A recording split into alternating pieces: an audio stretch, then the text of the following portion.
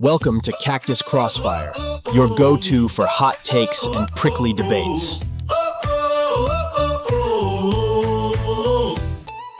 Welcome in, everybody, to the new Cactus Crossfire. I'm one of your hosts, Sisto and Eddie. Sitting across from me is Eddie. Eddie, where you at? Across the two states from you, Sisto and Eddie. I'm here in the great state of Arizona, the Grand Canyon State, the Copper State, the state of your home, Arizona State University Sun Devils. And there's another tiny college just barely north of the Mexican-American border. We don't talk about them very much, but we're thrilled to be here. I'm actually here in studio. It's podcast studio AZ. Tyler, you know what, Gabe? Tyler's got something to match you, man. This guy can hear in sign language. Truth. You know, only in Arizona could they hear in sign language, and and that's always an interesting thing about those Arizonans.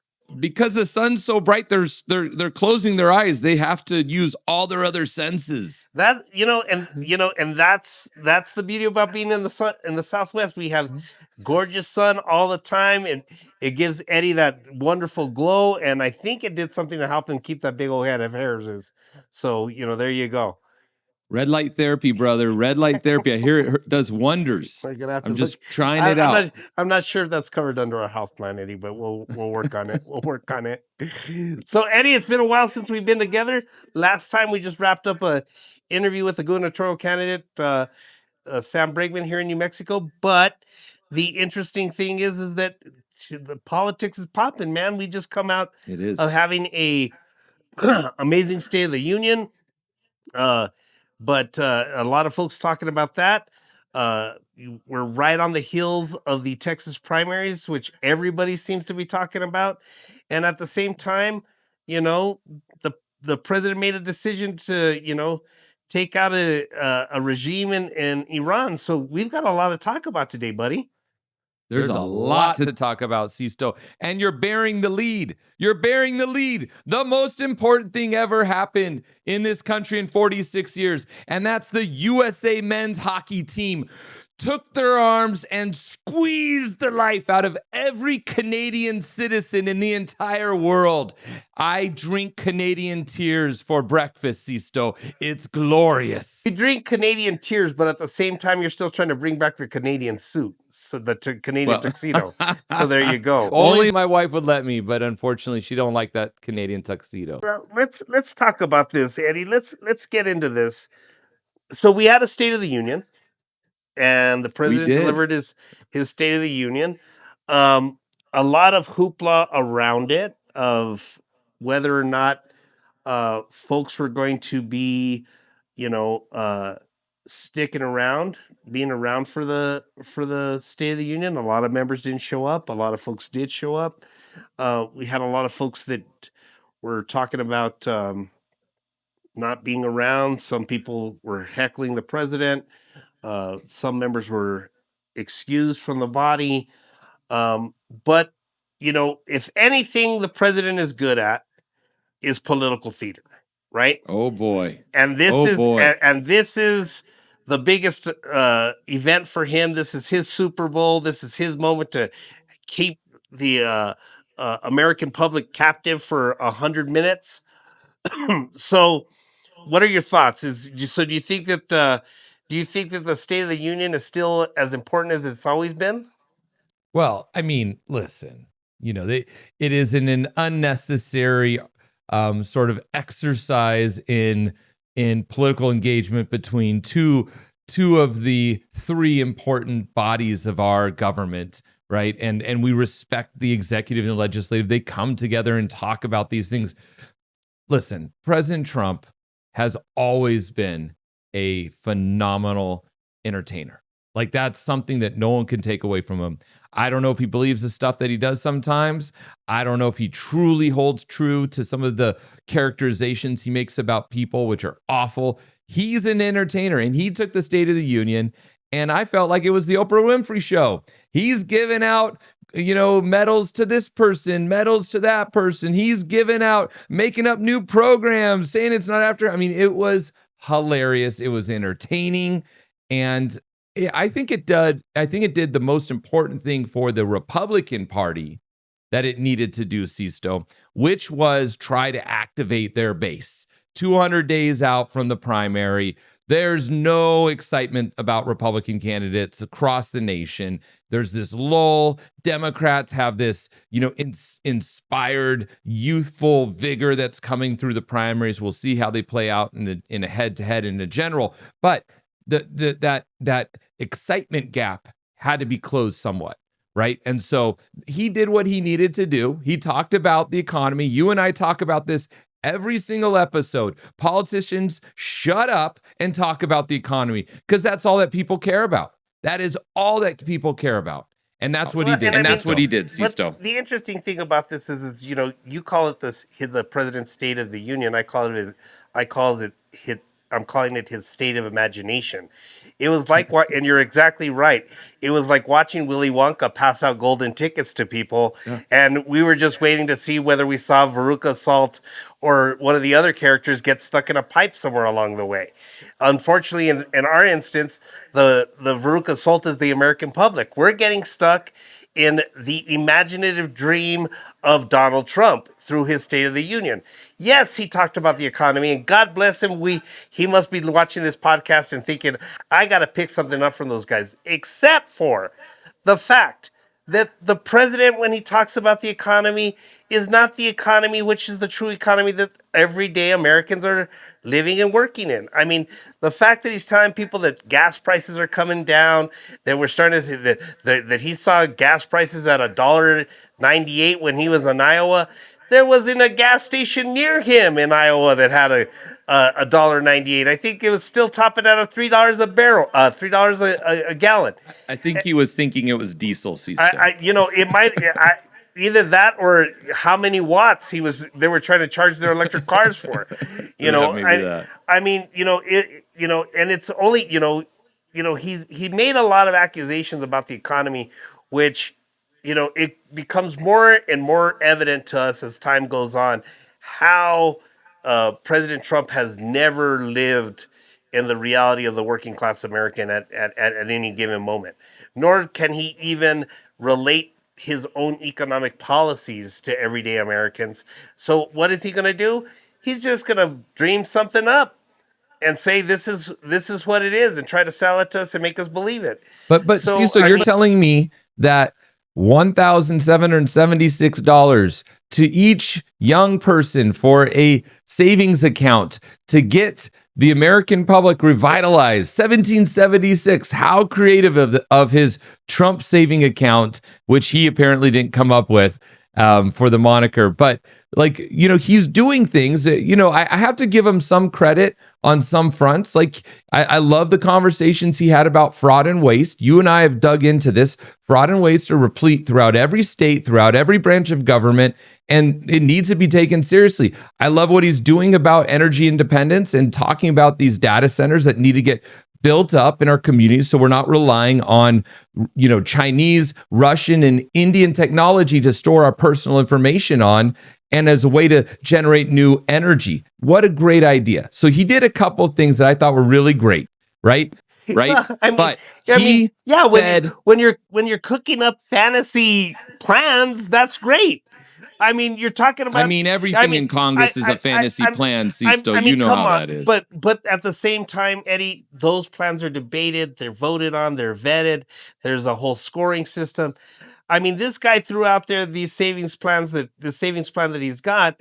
Every economist that is saying that by the time it earns the interest that he's talking about, folks will have $6,000, and that's a drop in the bucket compared to the debt that they're going to be saddled with by the time that they're able to cash it in. So I mean, he tried to use his political theater, and you're right. He passed out medals and he recognized the U.S. hockey team. He brought them out of the rafters. As a matter of fact, that was the best State of the Union ever. Seeing those guys getting a standing applause. And you know what? I'm going to call shame to every stinking whacktivist and crazy liberal who is demonizing my amazing men and women from the USA hockey teams. It doesn't matter. They're in situations. Maybe a president's cutting a joke. Maybe some random person saying something. They did something amazing. So they should have received the acclaim from everyone. And all these trolls that are hating on people for no reason need to go back underneath their bridge, Sisto. That though, Eddie, I mean, come on, really? Giving the goalkeeper the Presidential Medal of Freedom? Heck yeah. No. But what are you talking about? The past, look at the list of the past athletes. Half of those athletes did nothing compared to what Connor Hellebuyck did. I think that the athletes... You don't watch enough I hockey, I think that the athletes that are on the Presidential Medal of Honor list actually did some pretty amazing things, both on the field and off the field, which led to them being recognized for those awards. So I mean, this guy just showed up the night of the State of the Union and was like, okay, I'm the man now, so give me some love. And that to me is part of the problem surrounding the showmanship of Trump, the P.T. Barnum that is our president. At the end of the day, what he has done is he's just providing great theater. It's not even political theater; it's just theater. And at some point, we as Americans need to step up and say enough is enough. We're not buying the flash in the pans of what you're talking about. We want to start looking at other things that are more substantive. And at the end, and for too long, we've let this slide by. Now, I will agree with you, Eddie, that I had a little bit of heartache with some of my friends in Congress, some of my Democratic friends, our Democratic friends, who chose not to show up to the State of the Union, who boycotted. They were told not to, though. They were told not to by their leadership. Well, but at the same time, what I'm going to say to you in this is that one of the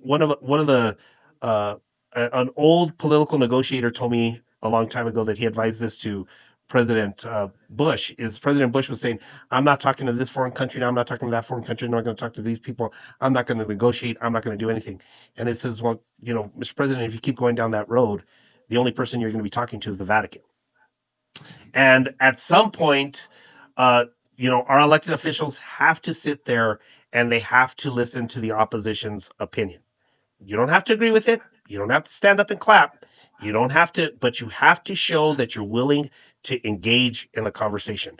That's a big component of what we're doing here at Cactus Crossfire, is providing the opportunity for people to come in, engage, even though we may disagree on issues. And I'm sure that there will be, all of our great prickly pack will put it in the comments as we go down the road, especially on your social media, Eddie. Yeah. I welcome all the trolls. I know. Sisto's got a no trolls allowed on his page. Only friends. I don't take trolls. I don't take trolls. I will take pixies. I will take fairies, but I will not take any trolls. So I mean, I'll deal with those ugly trolls. And so at the end of the day, that's where we're sitting in this space in regards to President Barnum and his three-ring circus that was the state of imagination. Yeah, but Sisto, if he's President Barnum, then the Democratic congressional members are the clowns, because they bought straight into the trap that he set for them. These clowns show up with their signs, their protests, their faux protests. They didn't even make sense half the time. And then the two biggest clowns of all the clowns stood up and were screaming in the middle of the State of the Union. And we're like showing the most disrespect for the institution I've ever seen since Joe Wilson and your past girlfriend, MJT. Like, it's disgusting. One of them, Sisto, here my kids are watching the State of the Union. One of them, for everyone to see, has the big F word all over her chest. What a disgusting human being. A congressional woman. We shouldn't even call her a woman, like Congressperson Tlaib is. It's disgusting, Sisto. But this is the thing, Eddie, like I'm saying, is that when you show up into that setting, there is and this decorum that we've been expecting. You're right. You brought it up, Joe Wilson, right? This has gone all the way back to that. And yes, it has. And there used to be a time, and I think that when those things got off the rails, and I think that which probably should have, I think that in a lot of instances where you would have seen that happen is, you would have seen, I think, in maybe local state houses, and maybe because Not maybe more than yes, you've seen those in local state houses for sure. what have happened though is that the leadership from both sides would have brought these people in and probably sat them down and said, we don't do that. Strip them of their committees, Or something. But at the same time, we don't have that discourse happening in America. We don't. It's not coming through. It's because it's getting too lost in the showmanship of it all. Here we've been talking about this State of the Union, and we've only scratched the surface of some of the issues that were covered in the State of the Union because we were so enamored by all this other stuff that's happening over here. Nobody was really hearing or really listening to what's going on over here, and that's the beauty of the Siegfried and Roy State of the Union. Here, the little misdirection. Here's a little something happening over here. Watch this over here. And so... But our Democrats are stuck on the strip passing out flyers to nudie shows. Like, Sisto, we've got a broken system. I'm not sure that the Democrats are passing out flyers to nudie shows. I'm sure that Democrats... There's something worse, probably. I think what's happening is Democrats are passing out leaflets saying, this is what the real facts are, and this is how the president isn't going to deliver on anything that he says. So they're the sidewalk preachers claiming that Armageddon's coming. We'll see. Sisto, the State of the Union had one of the biggest, I think, prominent interactions that happened between a president, and we need to hold him accountable. He stood up and he pointed to all the Democrats and said, they're crazy. I've never seen a president do something like that ever. So he 100% contributing to the problems of decorum and disrespect for the institution. To me, it is, and he fed into it post Joe Wilson, right? It all went downhill.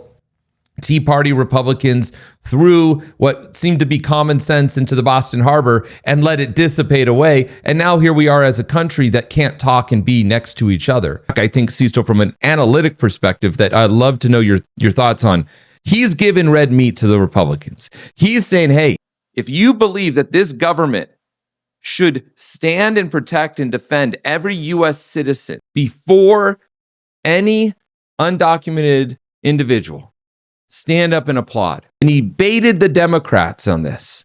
And all the Republicans stood up for a long applause.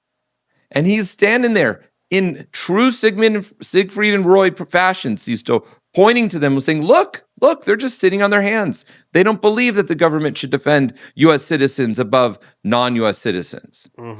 He created this juxtaposition I think is really important for us to talk about. And it's theater.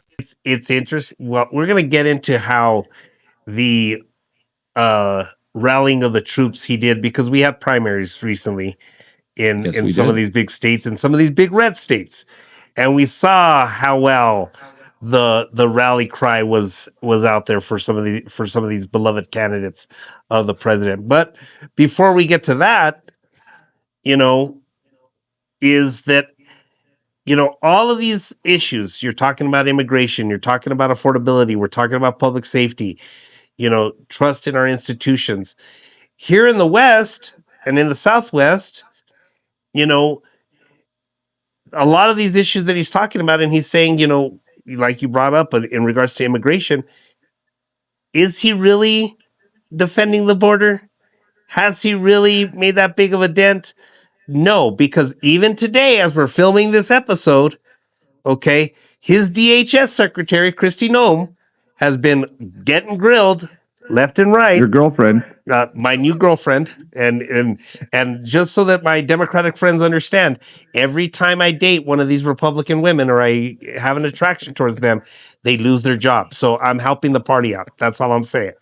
Okay. First it was MTG. Now it's Kristi Noem. Kristi has now been fired for how she was handling the immigration situation. So if your lead person on immigration isn't living up to what you said in the State of the Union just a few short days ago, and now you're getting rid of them, are you really making a dent in the things that you're saying in your State of the Union? I don't think so. When we're talking about affordability, we're talking about groceries, we're talking about housing, we're talking about children's health care. I didn't see the president, blinking when the government shutdowns of saying, well, we're not going to discontinue SNAP benefits. He hasn't grown the pie and said that in New Mexico, like our state legislature did in the last 30 and 60-day session, we're going to invest in housing. We're also going to start, and not only like in New Mexico, we're going to invest in childcare, universal childcare across the board. We did that. Public safety. Where was the big, 1,000 new cops in every single state package that we saw in our time as Democrats back in the early 90s? Where was that plan? And where was he, even though he's saying, I'm going to get J.D. Vance to go and chase after this waste, fraud, and abuse? Great, Mr. President.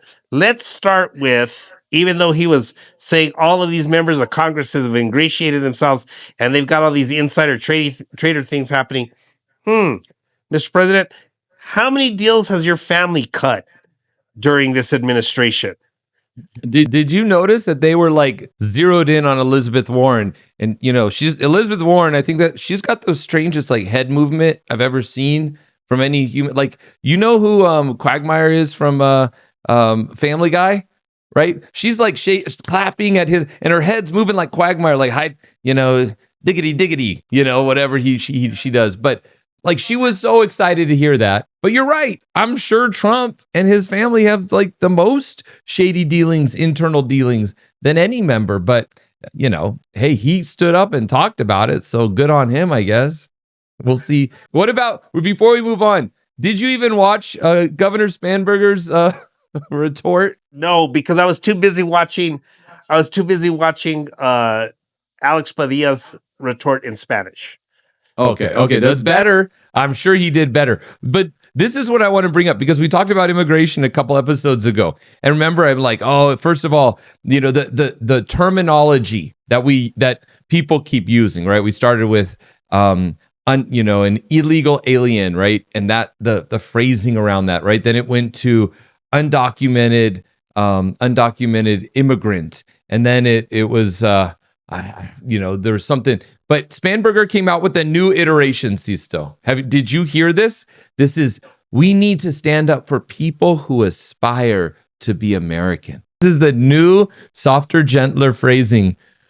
I'm laughing at it because, come on. We keep getting into this rut, we get so specific about weird words, and come on. It's only because everybody in politics is stuck in a bubble, and that is just a rephrased, recycled term that Ronald Reagan used to use about no matter where you come from, whenever you can't go to France and be French. You can't go to Italy and be Italian, but you can come to America and become an American. And that's the message that he was trying to get across, and at the same time hit those high notes for some of those left-leaning R's that we need on our side. So with all of that, though, shortly during this whole entire situation, we had a little interesting thing happen that Eddie was, foreshadowing. I knew this was coming. Come on. But it's a matter of time. Listen, let's set it up this way, Sisto. Let me paint a picture for you. Let me paint a picture of, 20 cities across America. And once a year, they all show up. And all these people get in the streets, and they have their drums that they're hitting, and they're shaking tambourines, and they've got noisemakers, and they're chanting, and they've got these signs, and it says, "No Kings. This is our No Kings Day," right? Like, we fought evil, England and the monarchy that established itself over us and freed ourselves from the monarchy. And we created this amazing democratic republic that we know as our country. No kings, no kings. And a lot of the undertones to that is that, Trump tends to operate as this sovereign king that sort of expects everyone to do whatever he says. No one's lying about that. That's his mindset for sure. Is he a king? No. Can he operate as a king? No. That's why we have 3 branches of government. But nonetheless, we're so no kings.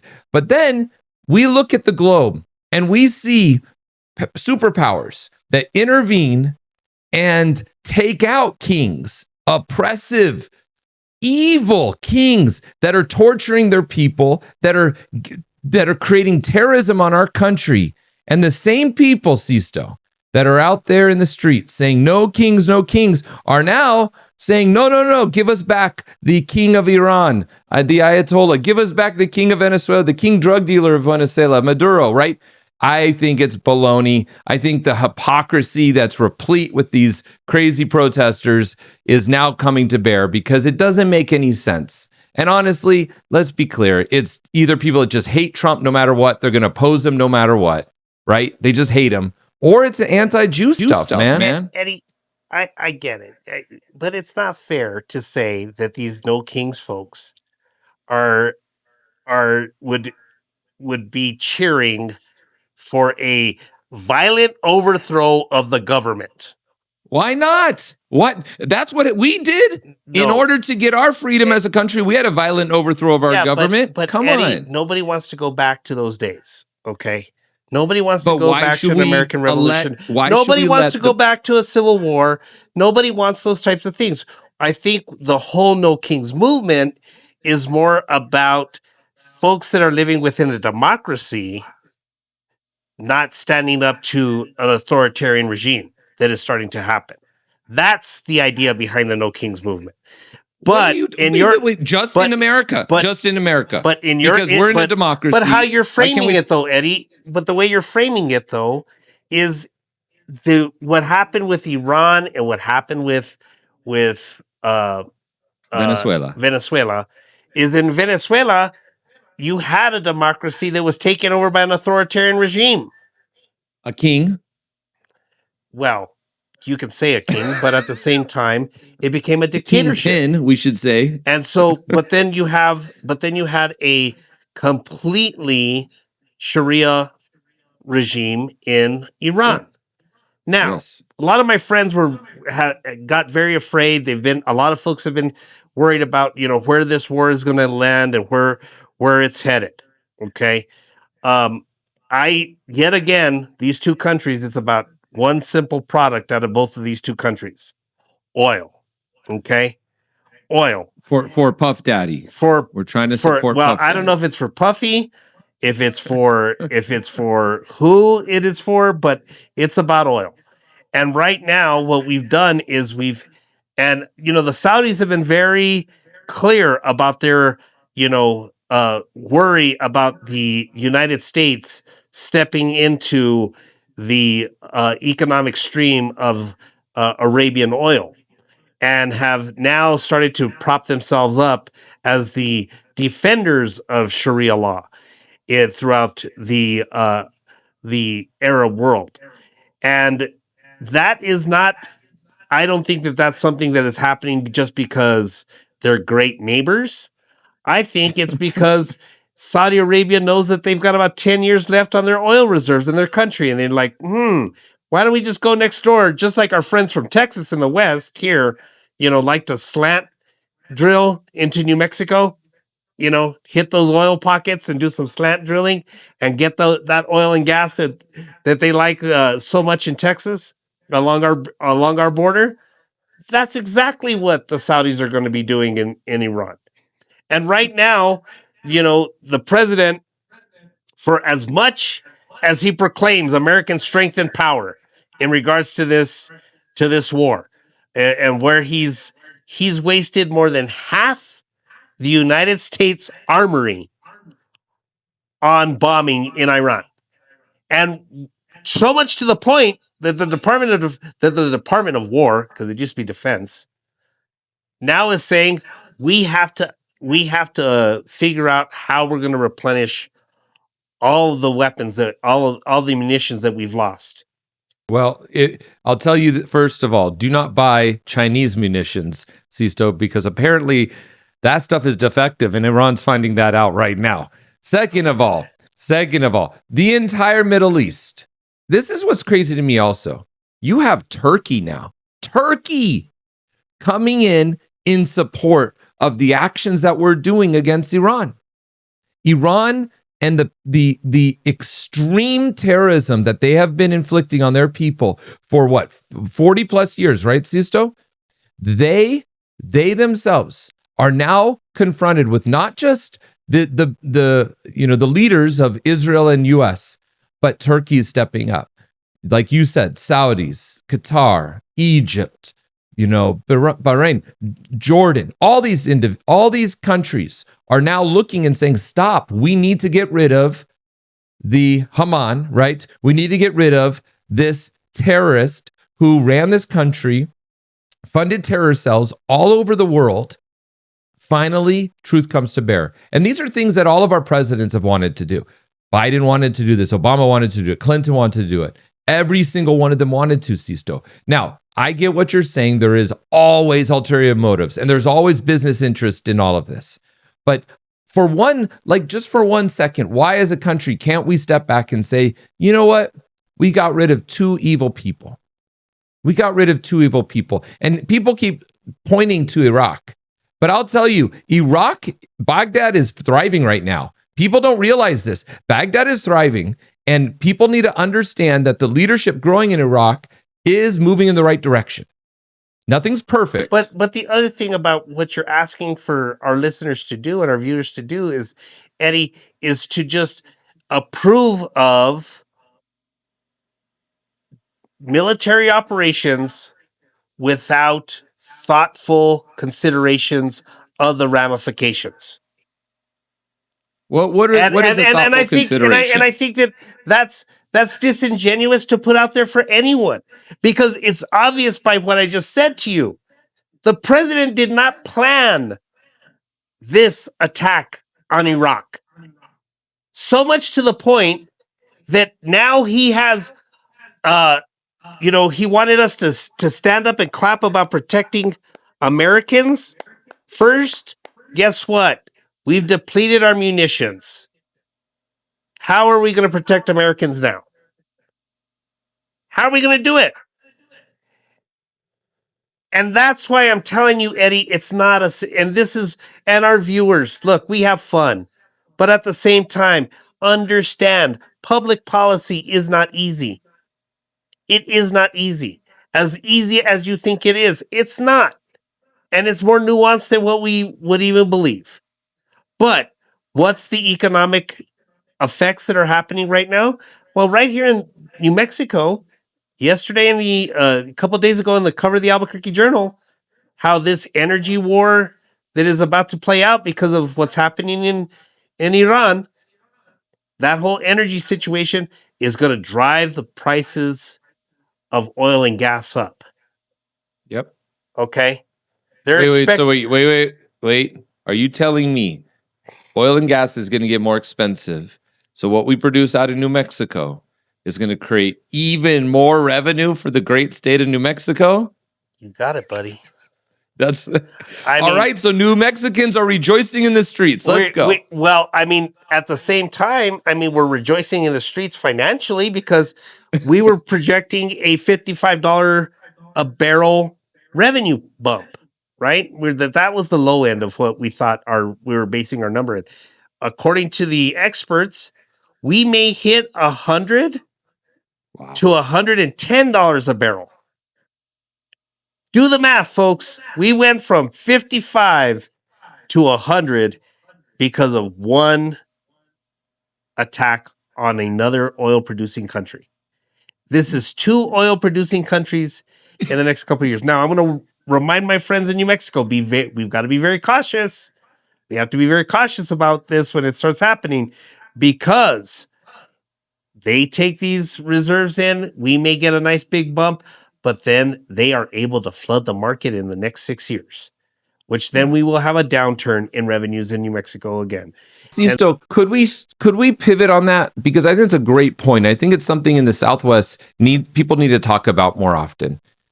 So what New Mexico has done, and the amazing export supply of oil and gas out of this great state, which is truly, if you look at states like Nevada, you look at Arizona, even Oklahoma, like the revenues coming out of New Mexico are tremendous. They do a great job. I think the government, top to bottom, needs to be applauded for the work that they have done with business and industry to ensure the viability of New Mexico, because Arizona is in a bad spot. Those revenues are awful. Nevada's in a bad spot. Revenues are awful, right? Oklahoma, et cetera. But Sisto, why? And the president brought this up, and it totally got dismissed in the State of the Union. Why are we, as a country, but more importantly, why are we as state governments opposing with such vigor these essential energy producing hubs like data centers that create self-survival and state oriented economic value, energy value, and frankly, security, because now we can move these data centers. I think I was reading something, Sisto. There's over 6,000 data centers in some of the poorest countries with the worst cybersecurity you can possibly imagine that our information is going to, because you have cities here in the West.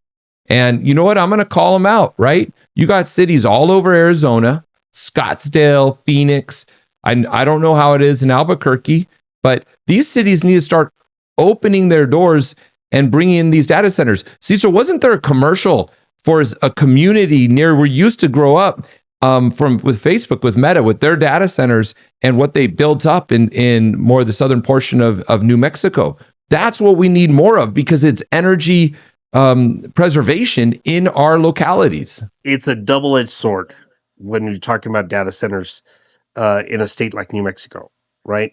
Because let's face facts, New Mexicans aren't, a majority of the jobs that are getting created at these data centers are not being filled by New Mexicans. They're displacing people from other states and bringing them into New Mexico. That's great for population growth and everything else, but at the same time, data centers, even though they do have a slight impact on energy efficiency, they are also very water dependent, right? Which, well, not as much as for us in the West, becomes a very serious concern, right? But how much of that is true though, Sisto? Because I was reading economic study that showed that it is the gray water that in any energy production. So it's energy production, right? And it's any energy production. And it's the gray water that's being used in coolings, right? But that was think about that. See, so that was the debate on solar panels, that the water that was used in solar panels, it just doesn't make sense. I don't understand this. That debate now about solar panels in regards to these projects, because they are qualifying for a solar tax credit here in New Mexico to go to producing solar. But the problem is that the solar that they produce the savings doesn't get passed on to everyday New Mexicans. It gets passed on to them as a corporation. So, there are there's a lot of nuance, yet again, our overarching conversation to these data centers. And I think these data centers do play an essential role to spurring on economic development and brand new economic opportunities. But I think these companies have figured out that they are able to go into small rural communities and say, we're going to do all of this great stuff and create all these great jobs for you. And the ROI is not really as big as people would like them to believe. But the debate is there, and we're going through it, and we're going to deal with it. But the incentives that are offered to a lot of different industries, and it's not just them. I mean, like I always tell everybody, there's nothing compared to what we do in oil and gas.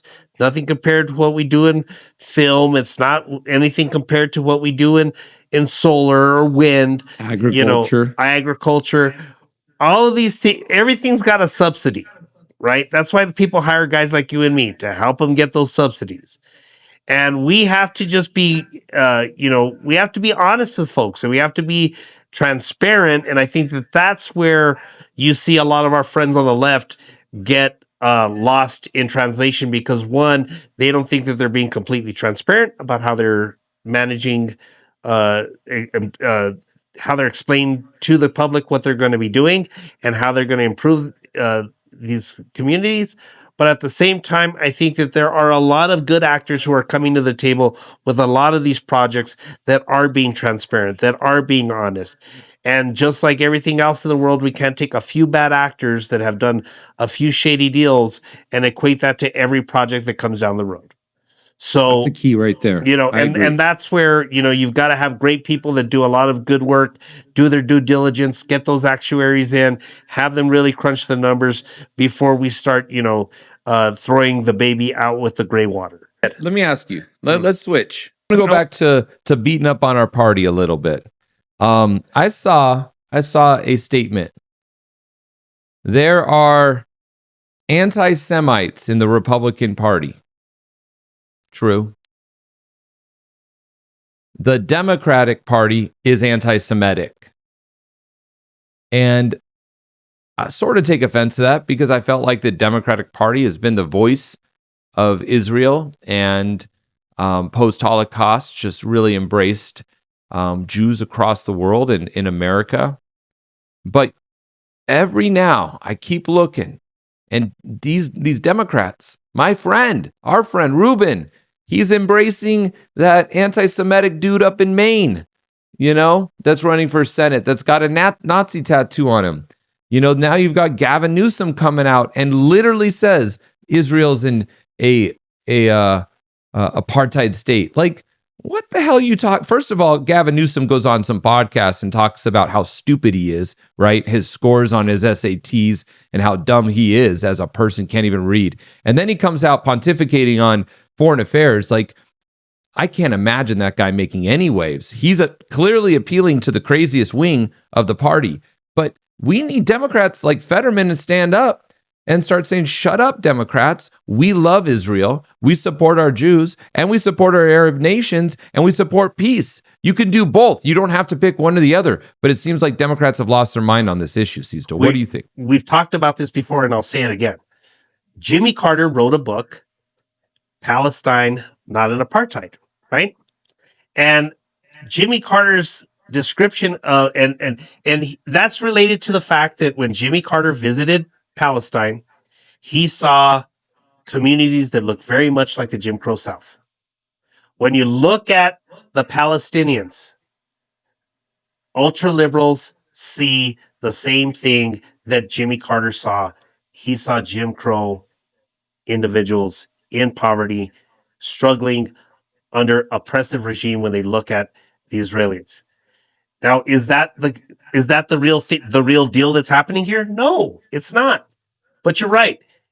Who's going to do the homework? Who's going to put in the time? Who's going to take a look at what's really happening on the ground? What we have seen is we have seen a number of pro-Palestinian movements happening here in the United States, right? Folks that are marching, they're, doing pro-Palestine rallies. This has been going on for about 2 or 3 years. When you start looking into who's funding these organizations to do their 501c3 work, right? Go look and see. You'll be surprised. Yeah, they're getting bombed right now. Getting bombed right now. That's who's funding them. To find out who's been funding your organizations. And it's very interesting to me that you have a lot of these individuals who have propped themselves up and had this discussion about this movement. Now, do I really think that everything is black and white? No, it's all gray. It's always gray. But I think that our Democrats have gotten used to it's a faster time. People that are going to, we're doing this podcast right now. Our producer sitting across from me right now, she's looking for the 30-second clip to cut for tomorrow for you guys to tune in and watch again. And that's what the problem is. The American public, everything's not a 30-second clip, folks. There's your clip, Mandy. That's way less than 30 seconds. And so at the end of the day, folks have to get more engaged. People have to get involved and they have to do a little bit of homework. And with homework being an assignment for folks, this last week, everybody showed up in Texas, had their little Big Chief newspaper, paper, their crayons out, and they went and they voted for their nominees in their respective primaries in Texas. One of the Republican primaries that everybody was taking a look at was the senior senator from Texas, John Cornyn, running against the Attorney General Paxton in the Republican primary. And it looks like these two guys in the Republican primary are headed to a runoff. That's crazy. And they typically, you would see someone as statesmanly as Cornyn being able to just rise above it all, but there's an identity fight happening in the Republican Party. There's a litmus test happening in the Republican Party right now in Texas.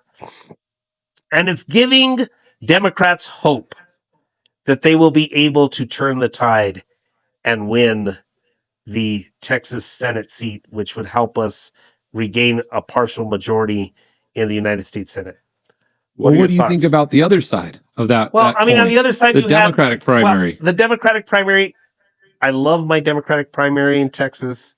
But what I am not enjoying is how quick my friends on the left have been sitting out and saying, now that you've had Tallarico and Crockett, that my friends on the left seem to have the idea that, yet again, Hispanic men, white men are the problem in the Democratic Party because they refuse to nominate an African American woman as the Democratic nominee in Texas.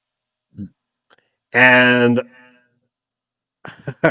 I am floored yet again that here we are just a few short months away from the last Democratic general election where the same accusations were thrown at the feet of Hispanic voters. That we are not voting for the individual, we're voting because we don't want to vote for the African American woman. For a lot of the talking heads and a lot of individuals who are out there that are equating the Hispanic vote to that simple fact will never understand the Hispanic vote in America. Mm-hmm. Even them being educated Hispanic women that I have seen making the same comment. James Tallarico spent a lot of time in the Rio Grande Valley talking to voters, connecting with voters to earn the Hispanic vote. James Tallarico did more to connect with Hispanic voters than anything else. Now, do I think that Jasmine Crockett doubled down and said, I'm just going to get 80% of the African American vote and I'll try to grab what I can out of the Hispanic vote and not build a broader coalition? Heck yes.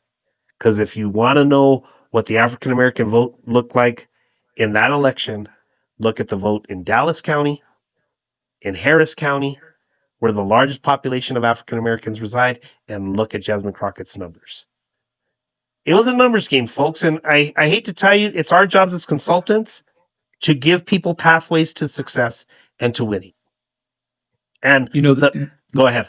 Let me jump in on the Tallarico play, because you know what? I love Jasmine Crockett. She was so much fun.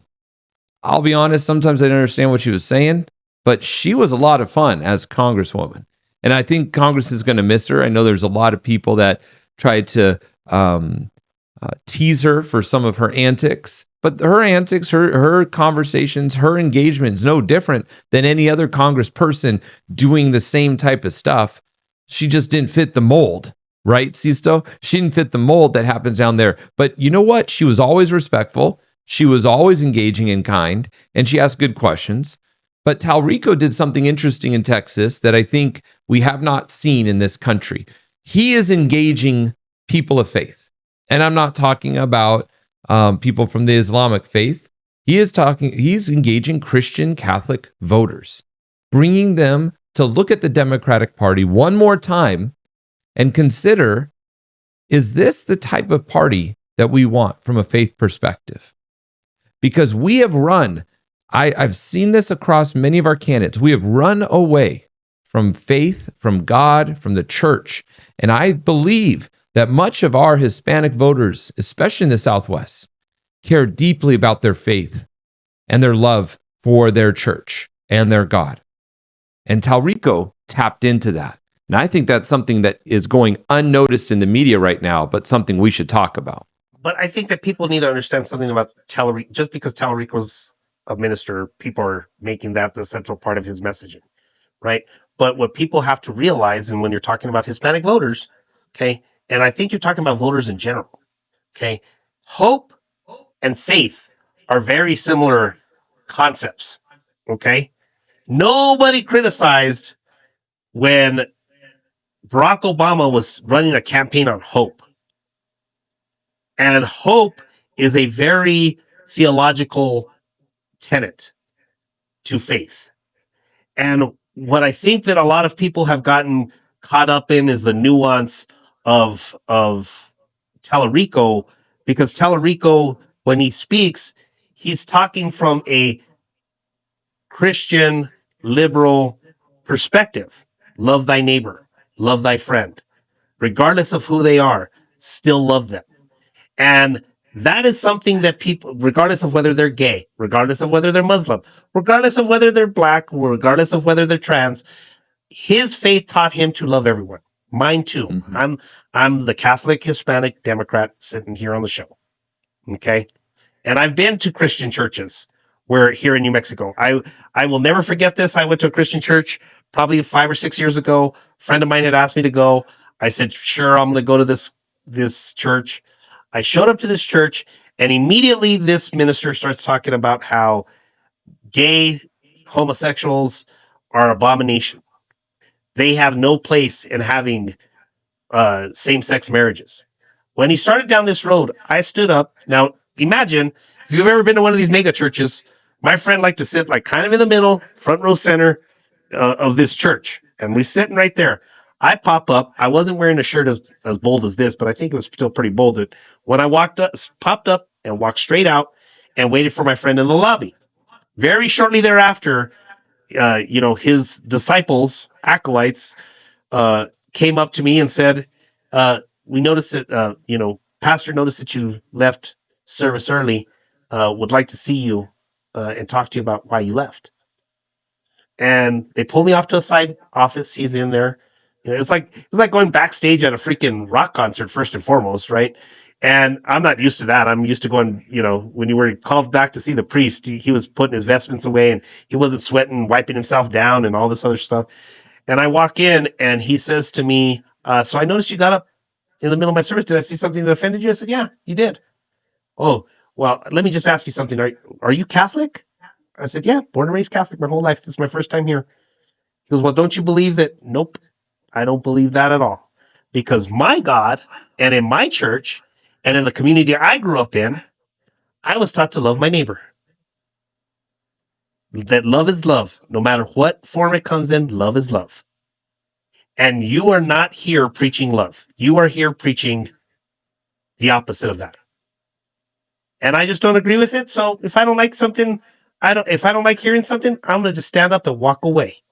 But you want to have the conversation? Happy to have it with you, Pastor. Not knowing that I was the National Catholic Youth Representative for the Archdiocese of Santa Fe. And for some reason, Christians don't think that Catholics ever read the Bible, but we do.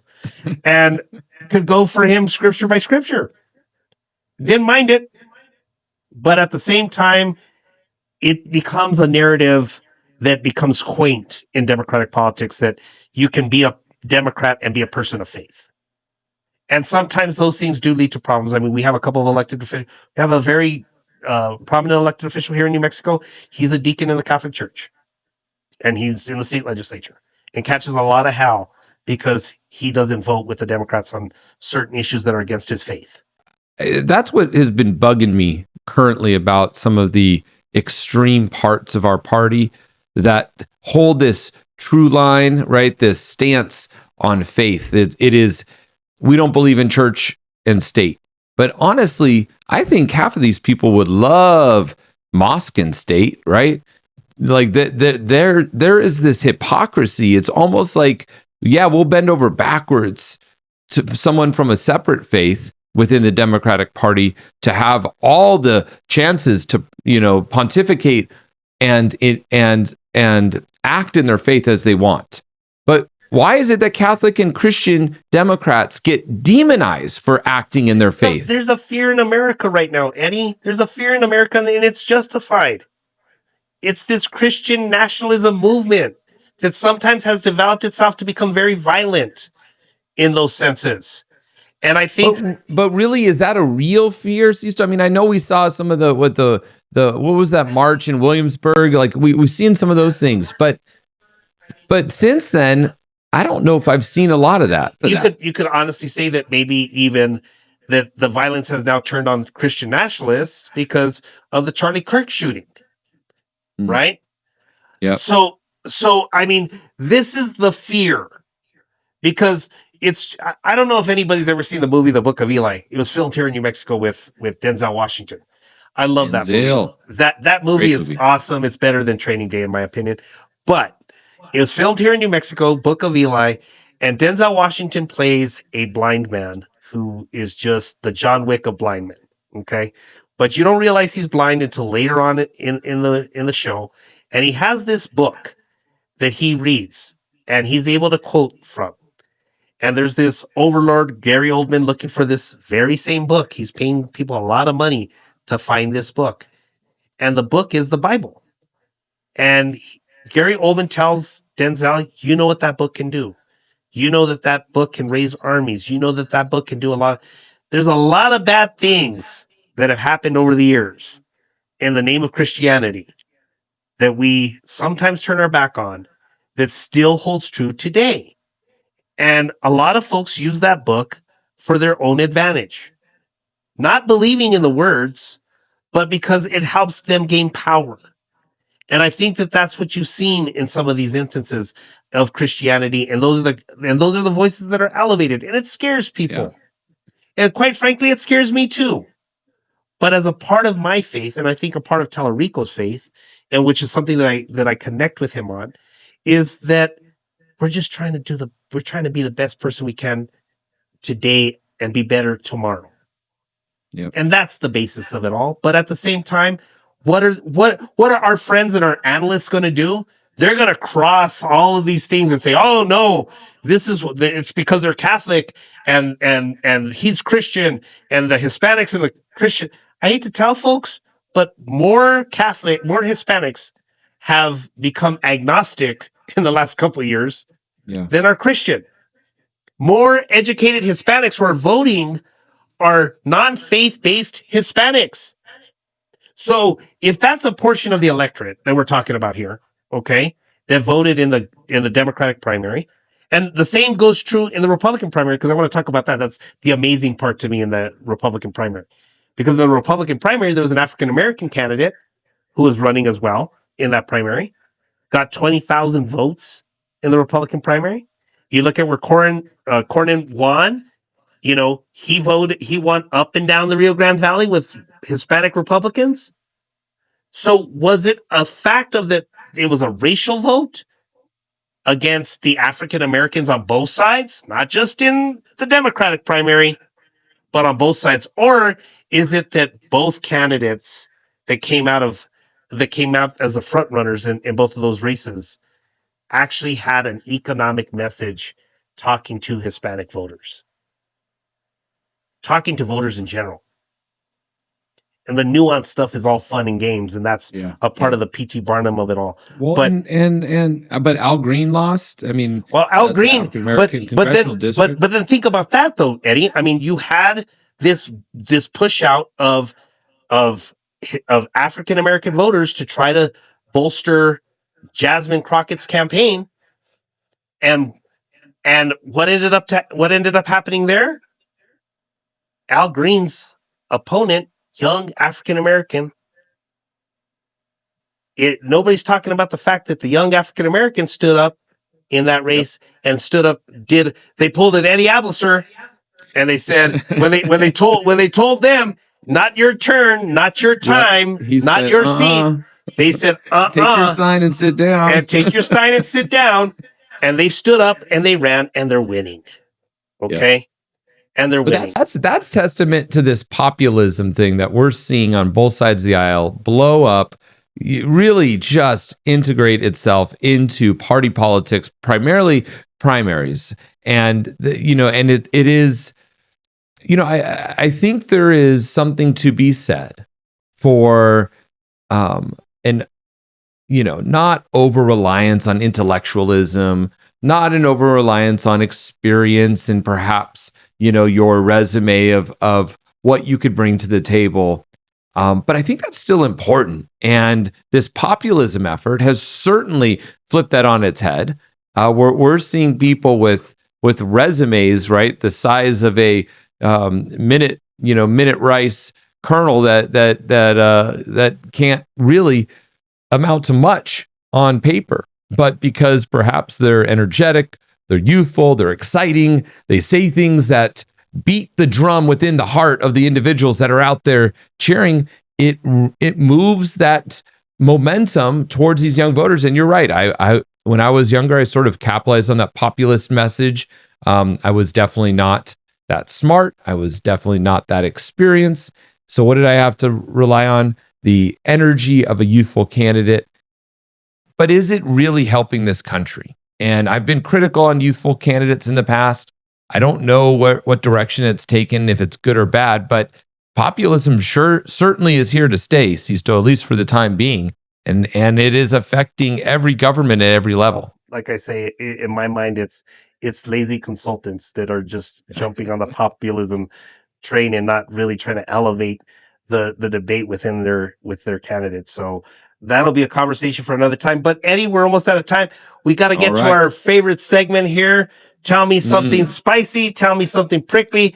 Tell me something quickly. What do you got, Eddie? All right. My first spicy take is I believe the United States of America is forming and becoming a powerhouse in the great sport of curling. Sisto, I could not take my eyes off of curling. These men and women, the mixed doubles, the curl, they're brushing as hard as they can. And I mean, I think it's people are being so stupid to think that that's an easy sport. You get out there and try to balance on 2 feet, holding your core together on ice. Man, that stuff is hard. I freaking loved curling. It was so much fun. It was great to see the sport. And again, the Canadian team, they cheated, right? This is what I want to say. If Canada has to cheat to win at curling, what do you think Canada's doing cheating in other areas of life? I think we need to start investigating our neighbors to the north because they are taking every chance they can to cheat. So that's my spicy take of the day. My prickly take, Sisto, has to do with you. I'm prickly at my co-host, my buddy, my hermano, Sisto Beta. Why? Because he had the gall to insult the hero of the United States of America, Connor Hellebuyck, the goalie that stopped 44 out of 45 goals. You didn't even see the shot. The puck was going in the net, Sisto. He reaches his stick behind him. And defenseman Toews, I think it's Jonathan Toews, the Canadian defenseman, tries to bump it in, and he barely tips it out to make us go to overtime so that the amazing Jack Hughes can get this glorious golden goal shot to give the U.S. a victory. I'm prickly at Sisto because he thinks that this medal should only go to deserved people. Are you kidding me? You got Katie Ledecky getting the medal. What has she ever done? I mean, she got a lot of medals, but still, come on, Katie Ledecky. Simone Biles, right? Are you kidding me? Magic Johnson, come on. Lionel Messi? Like that, he doesn't even not even from this country. We're talking about an American hero that was out of his mind. And you know what? He just died yesterday, Lou Holtz. Lou Holtz got one of these medals as well. These people all deserve those medals. I think that we need to back off and support our U.S.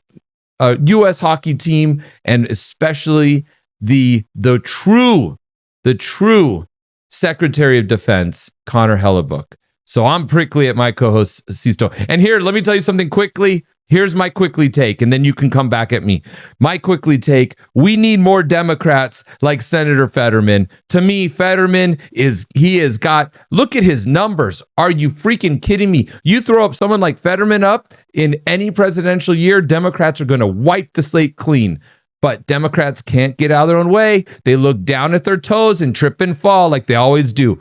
Viva Senator Fetterman. All right, Sisto, what is something you can come back at me on my prickly take first, though, if you want to? Well, I mean, the one thing that I have to say on my spicy take is that we are just a mere 10 days away from one of the most exciting elections to ever grace the airwaves, the Oscars.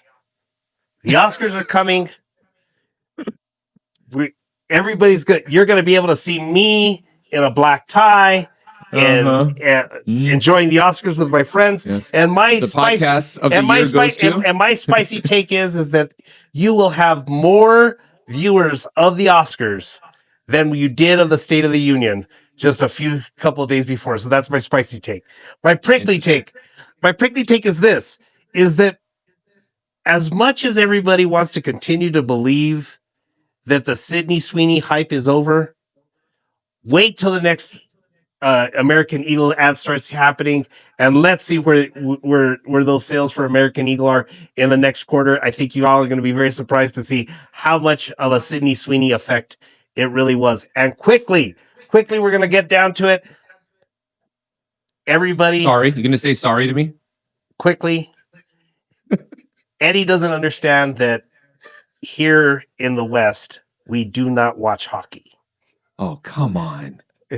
Here in the West, and I know that Eddie grew up in the wonderful suburb of Tempe, Arizona, where they build igloos with the best of them. I hate to say that in the great state of New Mexico, we do not have a championship hockey league. We are getting one soon. They're coming back. The New Mexico Chupacabras will be taking the ice here very soon. And I, for one, will be taking video and scouting for the next great the Presidential Medal of Honor winner from New Mexico. So that's what my promises to Eddie. Thanks everybody for tuning in. Make sure you hit that like button. Please let us a prickly pack. Please send us your comments. Everybody, thanks for tuning in, and we'll see you next time. Have a great day. Peace.